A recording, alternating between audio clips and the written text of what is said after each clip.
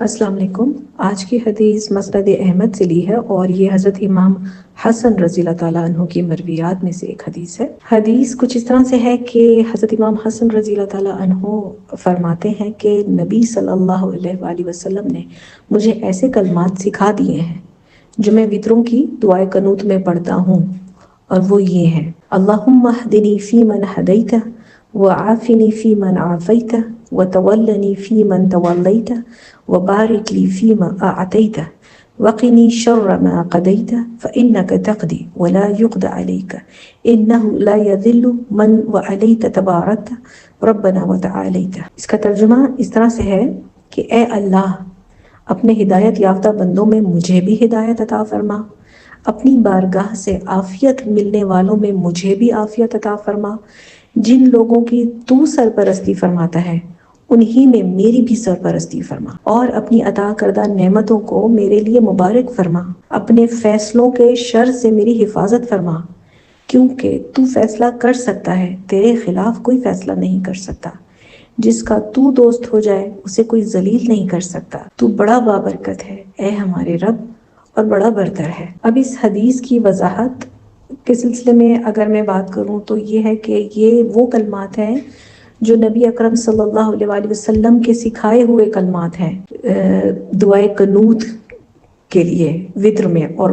بتا کون رہے ہیں؟ حضرت امام حسن رضی اللہ تعالیٰ عنہ، جو کہ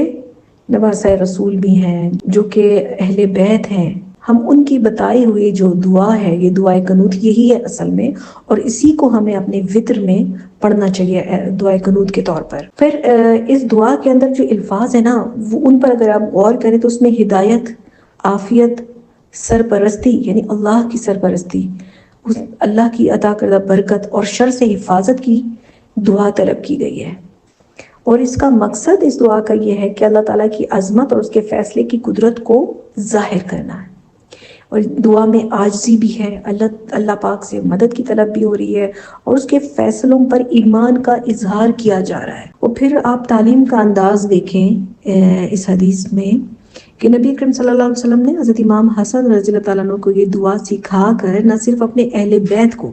بلکہ پوری امت کو اللہ سے رجوع اور دعاؤں کا ایک بڑا بہترین نمونہ فراہم کیا اور سلیقہ سکھا دیا۔ لہٰذا یہ دعا انتہائی جامع ہے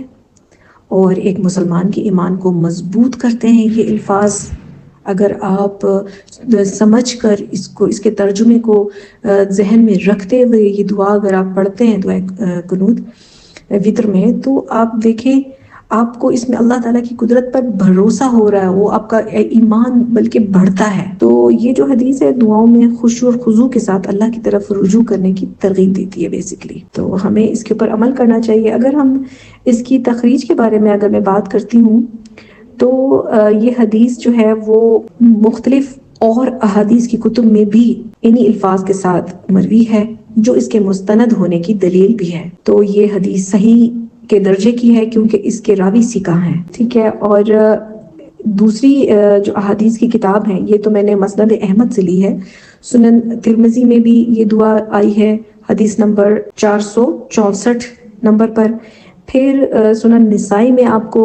یہ حدیث 1746 نمبر پر مل جائے گی، سنن ابو داؤد میں بھی آپ کو یہ حدیث ملے گی حدیث نمبر 1425 پر، اور سنن ابن ماجہ میں آپ کو یہ حدیث ملے گی 1178 نمبر پر۔